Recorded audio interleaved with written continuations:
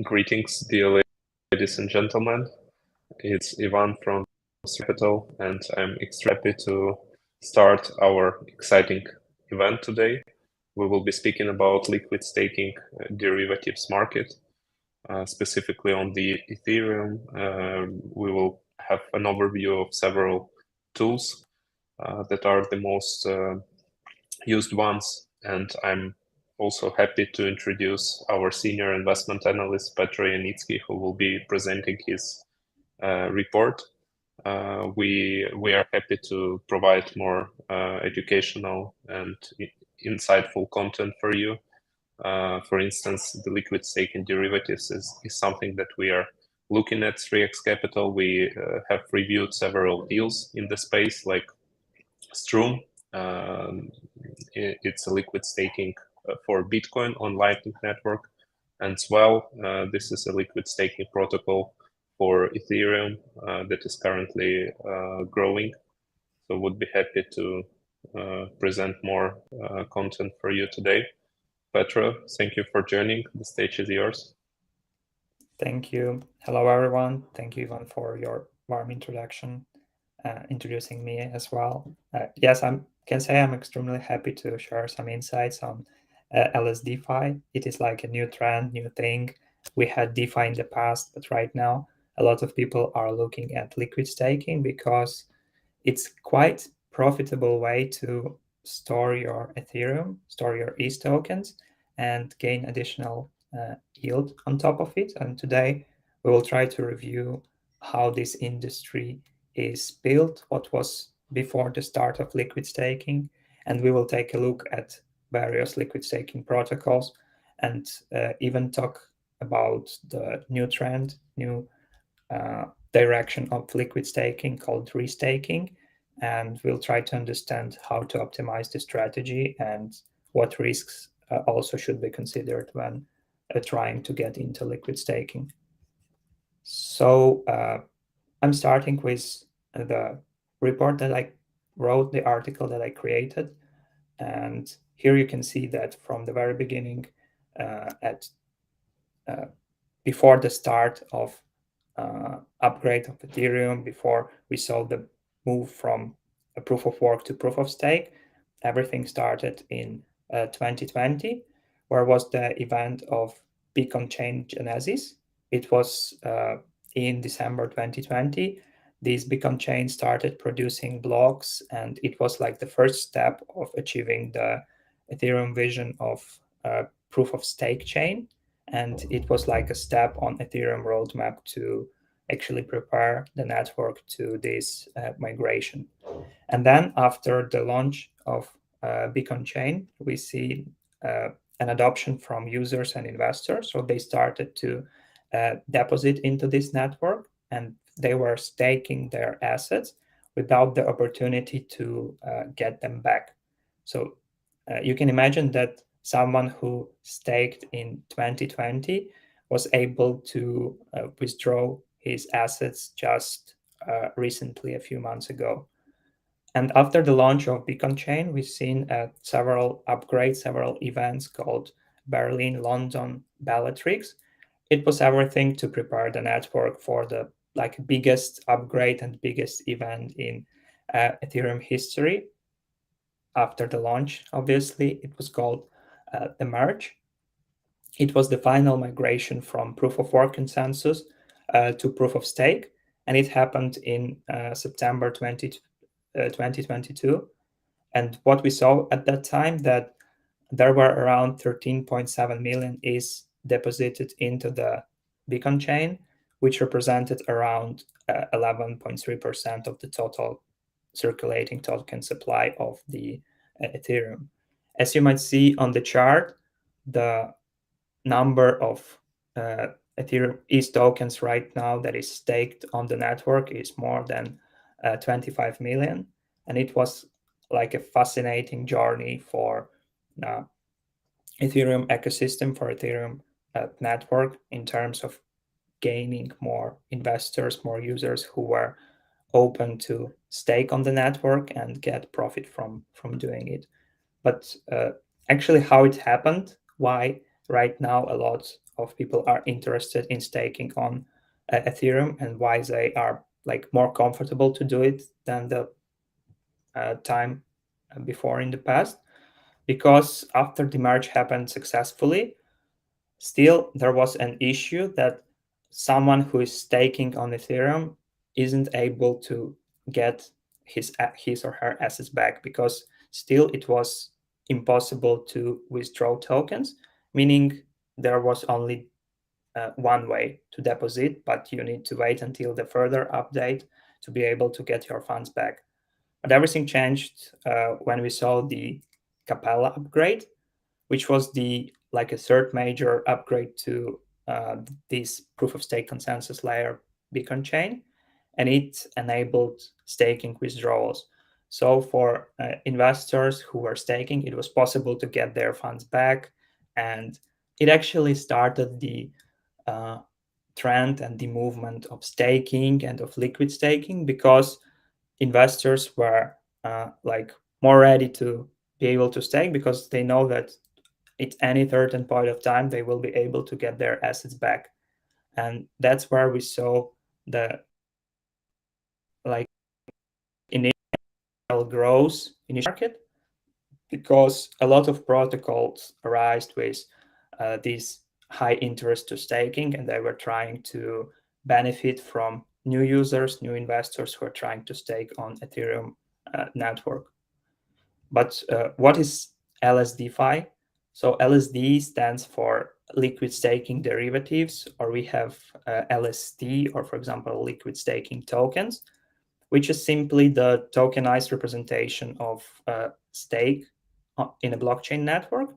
And it offers additional flexibility with liquidity that is locked. So for example, while you're staking the asset through the liquid staking protocol, here is like the great example from Lido, and chart how it works for them. So you can see that user is going to deposit into the staking protocol using its own ETH, and then by doing it, user receives the derivative on its stake. It's a token that represents the full stake of the investor.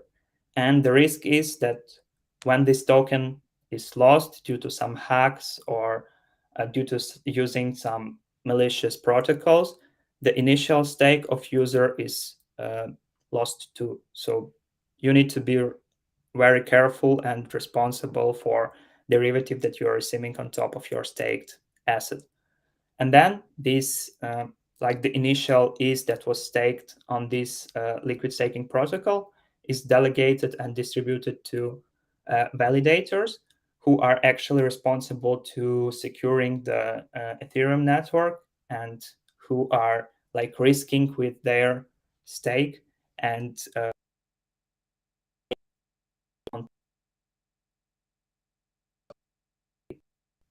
so when this yield, the getting back to the user, and 10% is charged as a fee by Lido. And then part of this fee is going back to validators. So Lido is sharing part of their earnings, their revenue, I can say, with validators who are working closely with this protocol. So kind of simple business model, but right now it works very well. And we will have a chance today to see the size of fees that was generated on monthly basis by Lido protocol. But before we dive into different competitors, we also need to understand how big is the market of liquid staking right now. And you know that it's not a like a small direction staking, because liquid around 40% of all Ethereum staking activities. And if you calculate it in dollar equivalent, you will see that 20 billion in ETH is spread across different staking platforms. So it's a huge market, and it's growing really, really fast. So this is not just a temporary trend in staking. It's more like a significant part of Web3 market, and the way to additionally secure the network, secure the Ethereum network. You see that, as we mentioned, industry is booming. On this chart, you see that since April, since the event of Capella and since the withdrawals were allowed on the network, we see that market actually tripled since that time.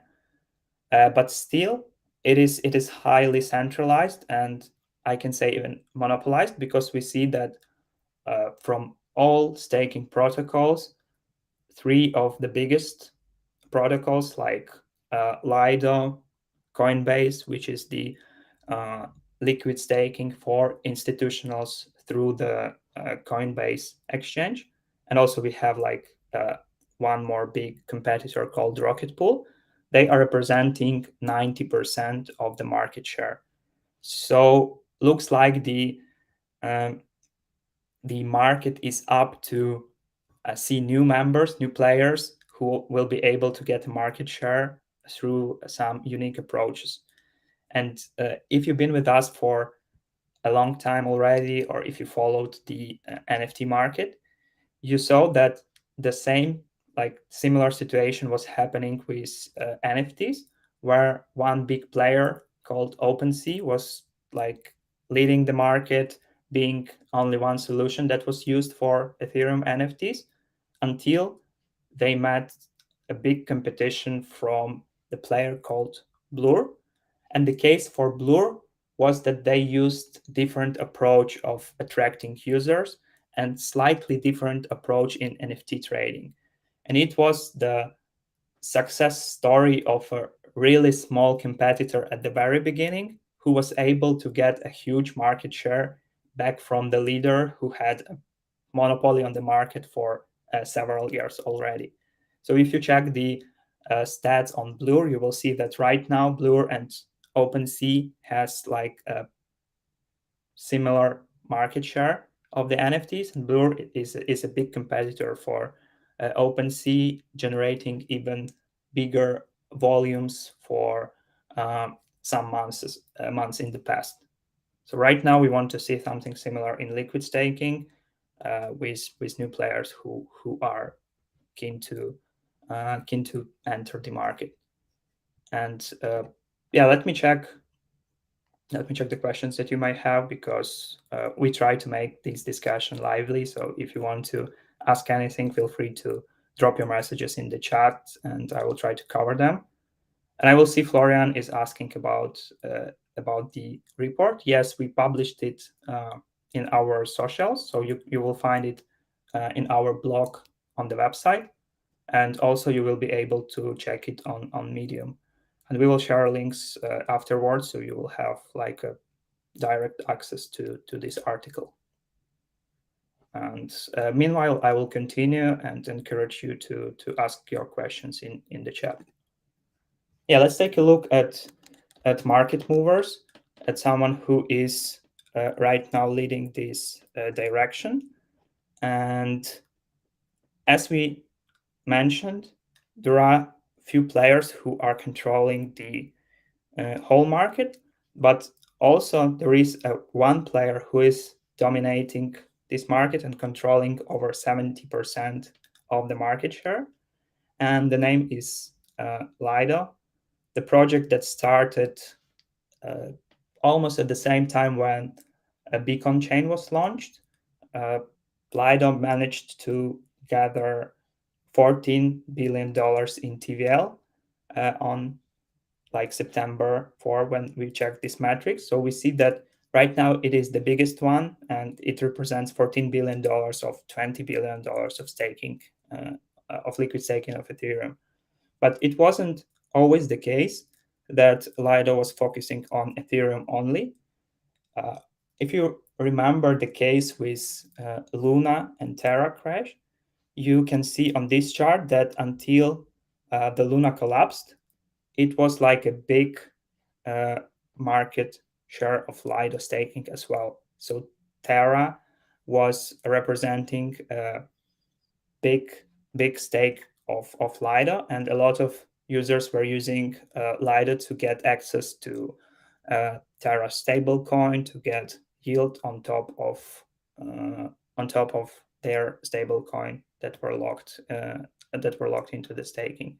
But it wasn't like the best case on the market, because as we remember, everything crashed and people wasn't able to exit their USD stablecoin positions, and they lost a lot of money. But right now,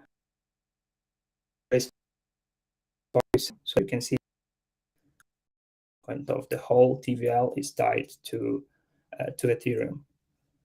And right now we see that APR for the last 7 days on Lido is 3.68%, which is slightly lower than average APR for several months before, because we see that activity on the network is lower.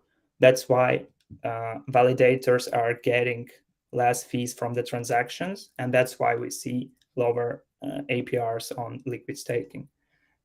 But it's a subject to change, because as we know, summer is not the best season for gaining fees from the transactions, because the activity is usually lower. We even know that people are talking about such thing that you sell in May and go away, right? Because you know that summer is not the most active season.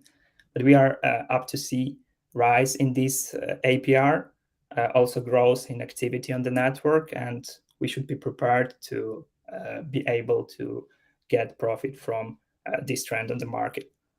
And then to get a full picture, I've also used the token performance of this protocol of Lido to show you the link between the TVL that is locked on the platform and token metrics. So you can see that Lido right now is trading at 1.6 billion fully diluted market cap, which is around 8% of the total value locked on the platform.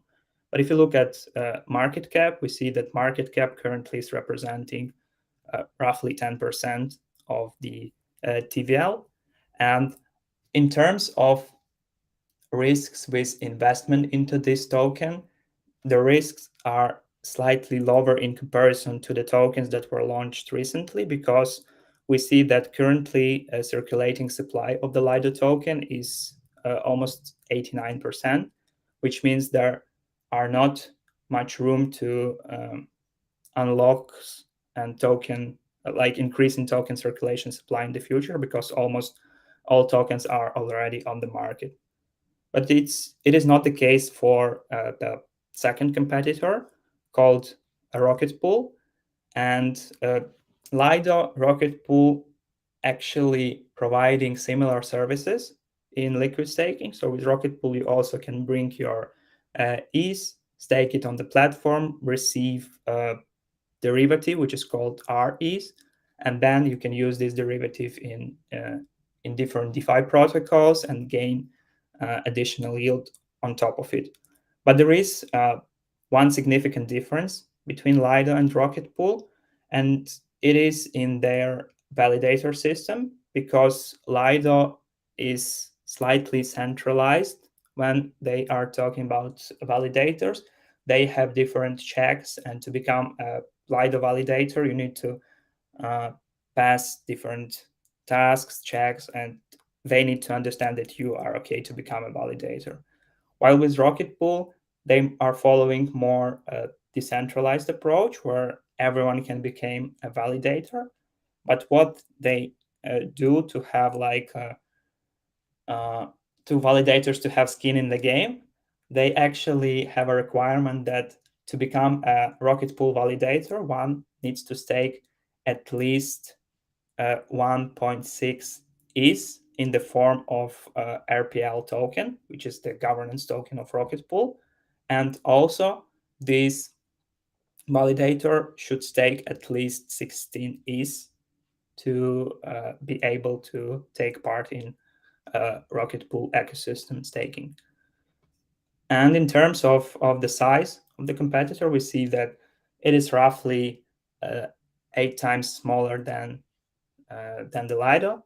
Right now, they have 1.7 billion in TVL, where ETH is representing 1.5 billion, and RPL token, which is staked to become validator, is representing roughly 200 million.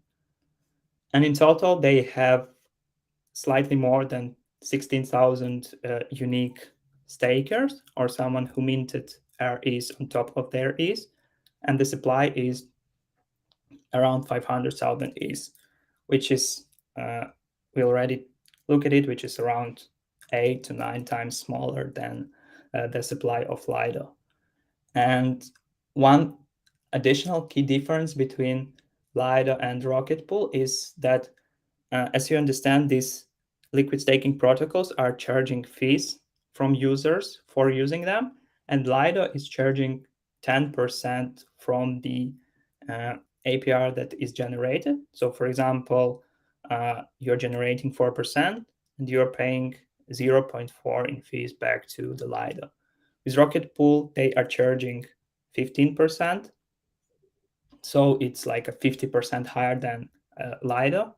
But still, we see users and investors who are choosing Rocketpool over Lido because of decentralization and because of increased safety, I can say, increased mitigation of risks, because there is a direct link between validators and Lido. So in case of some malicious activity from the Lido team, validators are more, there is more probability that validators of Lido will be working together with the team, that the Rocketpool, like decentralized validators, will become someone who would like to hack or stole funds from the investors, from the users. That's why some people are choosing Rocketpool. And if you look at token performance, the performance actually reflects these utility and rewards tokens that are used to stake, that are used as a collateral to use the service of the platform. That's why we see that at the very beginning, when there was a lot of interest to the market and to the product, we see that the token performance was really great. So we saw growth from $1 almost to $55. But then it's also very volatile because there is no maximum supply.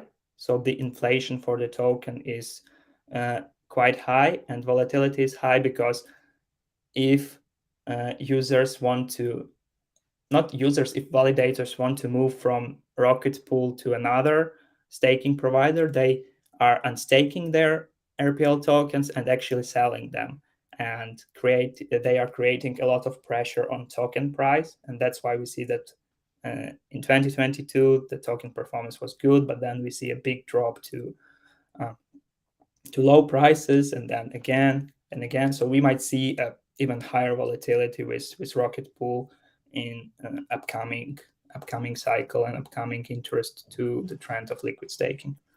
That's why if in terms of risk, you're choosing between tokens that has limited supply, that has a big percentage already unlocked, over the tokens that has not limited supply and that has like a boosted volatility from the operations, you know that it's very risky to choose the second option because the volatility might be very high. Petra, thank you for your insights. I'm curious regarding one question. Probably everyone knows the scaling problems of Ethereum, high fees, low transactions per second. So I think that the next organic step for this industry to grow will be to connect for leading liquid staking derivatives like Lido and Rocketpool, other probably layer 2 chains that can make the experience much cheaper and faster for the retail investors, especially. Just to give an example for the audience, right now to stake your ETH on Lido, you will spend around $20 just to stake and around $20 to unstake it. Of course, the fees are depending on several factors, but on average, you will just burn around $40 to stake and unstake. So the question for you, how do you see the next steps for Lido and Rocketpool to integrate other layer 2 blockchains? And probably you already saw something similar that I explained. Can you please provide some insights on that? Yeah, this is a great topic to discuss because actually for small investors, right, for someone who don't have like a big number of ETH to stake, they are looking closely into the fees because they want to have like optimized expenses with staking. And for them, it's like a great approach to be able to stake through layer twos. And I haven't seen that these top protocols like Lido or Rocketpool are starting moving into this direction.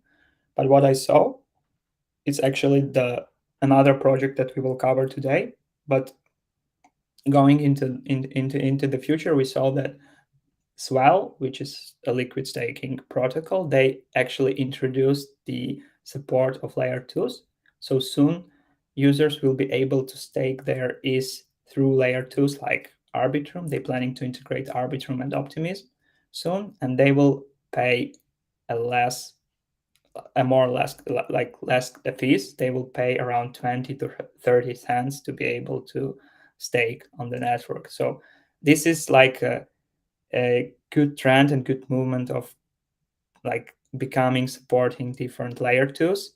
And I guess that we might see it with big staking providers in the future. So they will try to integrate layer twos and bring even more users to be able to stake on the market. Because even if you are staking, for example, one ETH, you are not ready to pay $30 in fees because it's like decreasing your future earnings a lot. But when you will be able to stake on layer twos and pay only 30, 40 cents per fees, you will be able to do it even with smaller number of assets. So you will be able to do it with smaller stake. That's why I'm pretty bullish on this integration of layer twos by different staking protocols. Sure. Thank you for sharing your thoughts, Petro. I'm also looking forward to see more solutions that will help us to optimize yield in the future, avoiding high fees and also leveraging the community of different networks like Arbitrum has a very powerful community, and I think they can bring a huge amount of ETH that will be staked on their network if they will integrate with Lido or Rocketpool or Swell, as you mentioned. Thank you for that. I would like to join to another meeting, so I will be quitting. Thank you. We'll review the meeting later. Thank Bye. you, Ivan, for being with us. I will keep our audience involved. I will be talking more about competitors. So, guys, any questions you have, feel free to ask them, and I will be happy to cover. But meanwhile, let's continue. I do have one more competitor, even two more competitors to talk about. The next one is Anchor, and you might heard about them. They were quite popular because they were like a one-stop solution if you want to go at cross-chain liquid staking. Not cross-chain, but multi-chain liquid staking. Because Anchor staking right now is supporting 7 different POS chains. So you see that you can go and stake on Ethereum, but also if you are not like using Ethereum, you can go and stake on any chain that you are using and the chain that is supported by Anchor. So you see that you can use Avalanche, Polkadot, Phantom, and be able to stake assets and gain yield on top of it. But in terms of TVL, in comparison to previous two competitors, we see that TVL of Anchor is pretty low. And that's because right now the liquid staking market is not well developed on other layer 1 chains. It is only developed on Ethereum. That's why we already see leaders like Lido and Rocketpool who took a big market share of Ethereum, and Anchor made a bet on other chains. And right now, this bet is not working because investors are not ready to stake on other chains. They are using mainly Ethereum, and that's why the TVL of Anchor is such low. But if you look at the token performance, we see that a token was launched back in 2020, and it already had a great performance in 2021 during the previous bull cycle. But right now, it is like decreased in price to more than 99%, and there are no positive signs of recovery because the TVL is not growing as well. The TVL is also small. And you remember we mentioned that we are up to see new users, new competitors, new protocols who will come and be able to disrupt the market and take the market share. And in our opinion, the approach that is taking the next competitor called Swell has a place to be able to get a market share and attract new users because they took a slightly different approach to attract new users. And the benefit over existing protocols right now is that with Swell, you don't need to pay any fees right now. So you remember with Lido, you are paying 10%, and with Anchor as well, you are paying 10%. With Rocketpool, you need to pay 15%. But with Swell, you having like everything get back to you in the form of yield. But also, what they did additionally, they created a kind of initial liquidity boosting program called Voyage, which is the program to attract new users to stake on the platform. And for doing it, they were collecting some kind of points. And then these points will be converted into the token, into the Swell token, the governance token, which will be launched in the future. So this approach works quite well because you see the protocol was launched back in April 2023, and since then they were able to get around 78 million total value locked on the platform. And during the months of June, July, and August, they were able to sustain around 5% APY. But then when we see like dramatic drop in activity on the market, the yield dropped to almost 2%, and it was really really low APY to new people to come and stake. So someone who was coming to Swell as a new users, they were coming for points and for potential token rewards in the future. But right now, this situation is slightly better because we see that APY is back to 4%. And right now, API on Swell is even higher than the APY on Lido. That's why we see that even more new users are coming to test Swell and to try to use it. So we saw that in total, there were 10,000 active stakers on Swell and roughly 1,500 validators.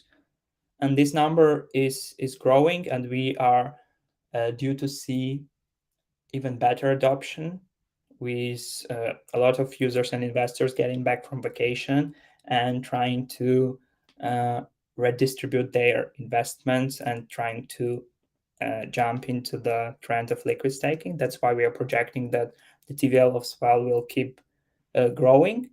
And from the connection that we have with the team of Swell, we had a few calls with them, and we tried to understand what is the plan, what is like the strategy to increase the TVL and launch the token. So they mentioned that they will do a few seasons of this voyage to actually attract liquidity, and then they will be able to launch a token. And the plan is to do it before the end of the next quarter. So in Q4 this year, the plan is to launch a token, and actually with the token and with rewarding active stakers, they will be able to bring even more people to the platform. That's how it worked with different layer 2s who launched the token in the past, like Optimism, Arbitrum, and that this is the plan for Swell as well. So they plan to do to go through the similar strategy, but to keep working with gamification, attracting new users to come to the platform. And then the final topic that I wanted to discuss today is called risk-taking. This is something new and something unique, where you are able to go to liquid staking protocol, stake your ETH, receive liquid derivative on top of it, and then go to a restaking platform and restake your ETH for additional yield and additional security for the network. So you can imagine that your asset is actually staked twice, which increases the security of the network, but also increases the API that investor is generating. So this is a great chart from Masari about 3 options of restaking. So the first one is restaking is directly. So you can go directly to restaking protocol. Right now, the biggest one is called Eigenlayer. So you can go to Eigenlayer, stake your ETH, and through the middleware, it is going to the validators. So this is like the simple liquid staking, but using through the restaking protocol called Eigenlayer. The second one option is that you can restake your LP tokens, liquidity providing tokens, through the same restaking protocol. So you can gather your ETH and stablecoin LP token, and you will be able to restake it and gain additional yield on top of it. But what is the most trending and the most demanding right now is the third option called restaking of staked ETH. This is the option that I described to you before, where you are going to a liquid staking protocol, staking your ETH, and then restaking it on the Eigenlayer to receive additional yield. And obviously, it sounds like a good idea, right, to get additional yield, but still, you need to consider additional risks that are here with this activity. So if you're using simple liquid staking, you are staking only one time, and therefore the risks of smart contract hack or risks of the hack from the protocol side are lower when you are going to stake with restaking, when you are having 2 times that you need to stake. That's why the risk is higher. But as risks are higher, that's why the benefits are like the profit, the potential profit is higher as well. So with restaking, the yield is higher, and the network value, which is the bringing more security to the network, is also higher. That's why people are choosing to work with Eigenlayer, which is the biggest restaking protocol. And the approach of this project to also bring new users and create demand was that at the beginning, when the platform was launched, they tried to cap the number of ETH tokens that can be deposited into the network. So this number was limited. And right now, what they are doing, they are gradually increasing the number of tokens that can be deposited into the protocol. And it allows them to create FOMO, or like a fear of missing out, from different investors who want to enter the market but are not able to enter due to the limits in number of tokens. And if you check the stats of Eigenlayer, you will see that right now it's around 243 million in dollar equivalent staked on the Eigen. And we see that from all liquid staking protocols, the most used is Lido. So ETH from Lido is used here in Eigenlayer. So you see that around 100,000 staked ETH, which is the ETH from Lido, is actually restaked on Eigenlayer. That's why the Lido is actually leading the market of liquid staking, and that's why they are representing around 70% or 60% of eigenlayer stake as well. And here is the final chart for today. This chart shows us the distribution of eigenlayer of like ETH that is staked by over 20,000 depositors. And we see that 70% of all these depositors has balances with up to 1 ETH, and around 20% of the crowd has wallets with less than 0.1 ETH. And you remember Ivan mentioned that right now, when you're staking and liquid staking protocols, you are paying a quite big fee. And for someone who is staking 1 ETH or 0.1 ETH on even eigenlayer, they are not expecting to get profit from yield, but they are expecting to be able to profit from the token launch of this project. Because right now, eigenlayer has like the same program as Swell has, that for bringing liquidity to eigenlayer, users are able to gain some points, and these points are potentially converted in the eigenlayer token in the future.